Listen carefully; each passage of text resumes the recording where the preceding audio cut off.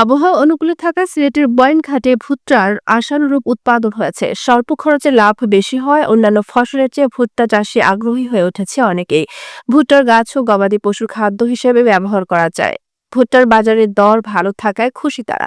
কৃষি বিভাগ থেকে কোনো ধরনের সহযোগিতা না পাওয়ার আক্ষেপ কৃষকদের। যদিও কৃষি বিভাগ বলছেন ভুট্টার আবাদ প্রসারের লক্ষ্যে কৃষি বিভাগ থেকে সব ধরনের সহায়তা করা হচ্ছে।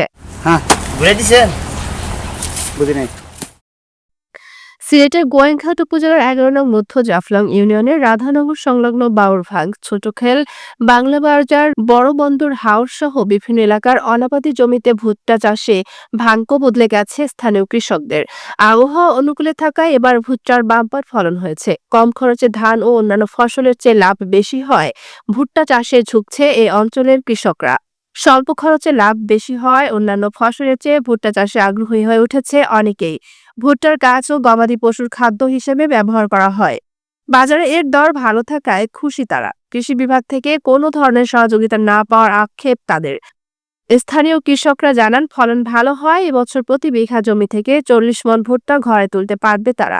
গেল কয়েক বছর ধরে ধান, গম, মরিচ ও মিষ্টি কুমড়া চাষ করে লোকসান গুনতে হয়েছে তাদের। অধিক লাভের আশায় এবছর ভুট্টার আবাদ করেছেন কৃষকরা। যদিও কৃষি বিভাগ বলছেন অনাবাদি জমিতে ভুট্টা চাষ প্রসারের লক্ষ্যে কৃষি বিভাগ থেকে স্থানীয় কৃষকদের প্রশিক্ষণের আওতায় এনে প্রণোদনা সহ সব ধরনের সহায়তা করা হচ্ছে। চলতি মৌসুমে সিলেটের গোয়াইনঘাট উপজেলায় ভুট্টা চাষের লক্ষ্যমাত্রা ৭৬ হেক্টর জমি আর ভুট্টার আবাদ হয়েছে ৭৮ হেক্টর জমিতে। প্রান্তিক চাষিরা বলছেন সরকারি সহায়তা পেলে অনাবাদি জমিতে ভুট্টা চাষ করে সামাজিক উন্নয়নের পাশাপাশি দেশের অর্থনীতিতে গুরুত্বপূর্ণ অবদান রাখবে তারা। গোয়াইনঘাট উপজেলার একটি সম্প্রসারণশীল একটি ফসল হচ্ছে ভুট্টা। এই বছর আমাদের ভুট্টা চাষের লক্ষ্যমাত্রা ছিল ৬৬ হেক্টর। আমরা ৭৮ হেক্টর জমিতে ভুট্টার আবাদ করতে পেরেছি।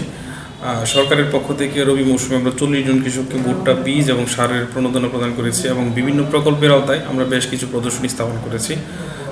এই উপজেলাতে মধ্য জাফলং, পূর্ব জাফলং, রুস্তমপুর, বিছনাকান্দি এই ইউনিয়নগুলোতে আমাদের ভুট্টার আবাদটা ভালো হয়।